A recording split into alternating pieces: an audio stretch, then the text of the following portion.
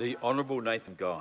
Yeah, Mr Speaker, can I wish you a very happy new year, and can I wish the whole House a happy new year. 2016 is going to be a very busy one for the government, and our work program has been laid out in the 2016 Prime Minister's statement here this afternoon. I have started the year moving around the country a fair bit in the last few weeks. After I went down to the Marlborough Sounds, had a very good holiday, managed to check out the blue cod fishery there.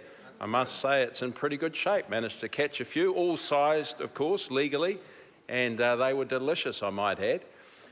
Importantly, I've been cruising around the country. I have, with Minister Smith and Minister Barry, we announced the reform of the Marine Protection Authority and all of that work that we're doing there in the 2 recreational fishing parks that have been well received in the Marlborough Sounds and in the Hauraki. Ultimately, that will mean that Mum and Dad will be able to get out there and enjoy catching a fish. Importantly, what we've also done is I have been down to North Canterbury, and of course they've been struggling through a prolonged period of drought there that's lasted into its 2nd year now, so we've extended that declaration for another 6 months. But I must say that El Nino hasn't gripped the country like we did think it once was going to. There has been quite an amount of plentiful rainfall on the east coast of most of the South Island and the North Island, so we all breathed a sigh of relief there, but certainly still some tough times to come for those farmers in North Canterbury.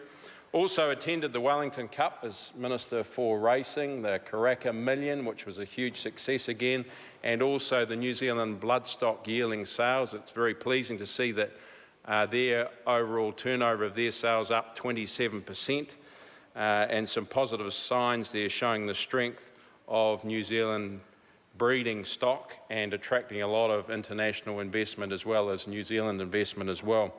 And then, of course, as Minister Parada has just outlined, with my colleagues, Minister Flavel, Minister Joyce, Minister Goodhue, we were all in Northland the other day to announce the Northland Regional Economic Development, their action plan of 58 initiatives, well received by the local community.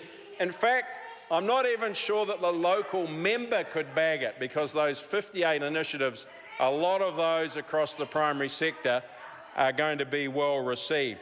And also, just on the weekend, I was down at the Hilux New Zealand Rural Games in Queenstown. What a fantastic event that is, showcasing New Zealand's primary sector, the hard work that our farmers do, actually also showcasing that we can have a bit of fun with those activities. My cowpat didn't go that well. Got to about 25 metres before it exploded, and with my left arm needing a bit of work there. And then, of course, I went up and supported MPI with their response on the tail fly from Southeast Asia and Manurewa. I want to thank the people in South Auckland for their support, because we've just stepped that operation down and closed it off over the last couple of weeks. We didn't have any further fines. So it just shows that MPI can step up a good response with the New Zealand public support. But importantly, I want to talk about the Prime Minister's statement outlining over the next 5 years that economic growth is going to be around 2.7%. Of course, on this side of the House, we're very buoyed that the unemployment figures came out last week, 5.3%, just shows that the government is doing something and working closely with New Zealand businesses and attracting and ensuring that they can take on more employees and the hard work that they do, often businesses working 5 or 7 days a week. Also, incomes are going to be growing faster than inflation. ACC levies are dropping $450 million this year, which is fantastic. That's the equivalent of a massive tax cut. When you drop that down to every individual that owns a vehicle, that's around $130 per vehicle.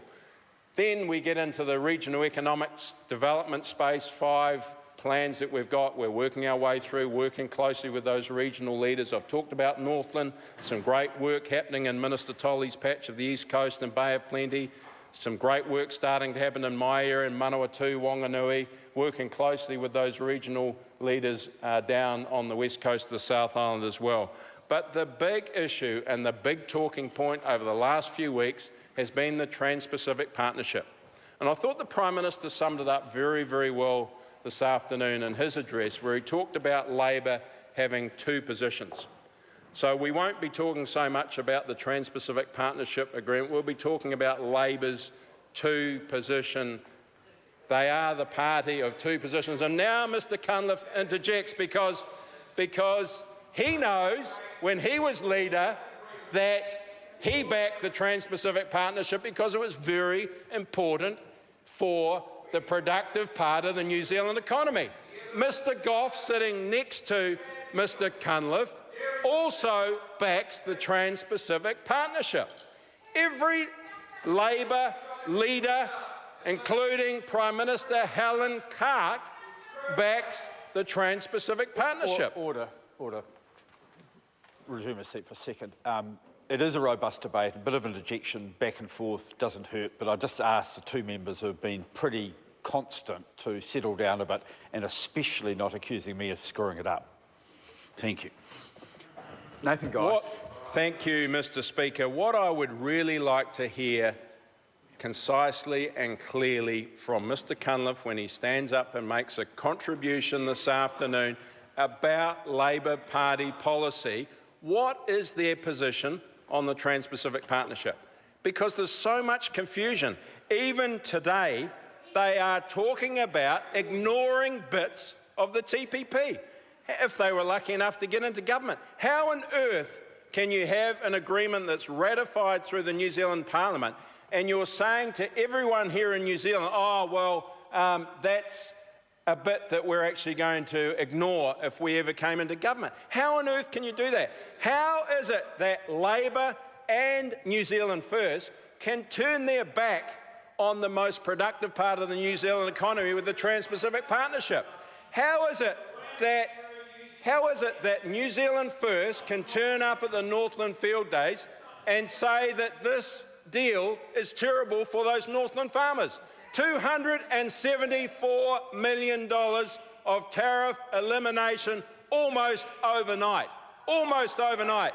And this deal is worth around $2.7 billion by 2030. So how is it that Labor and New Zealand First can turn up in the regions and say, in Labor's particular case, that they are a party that supports free trade?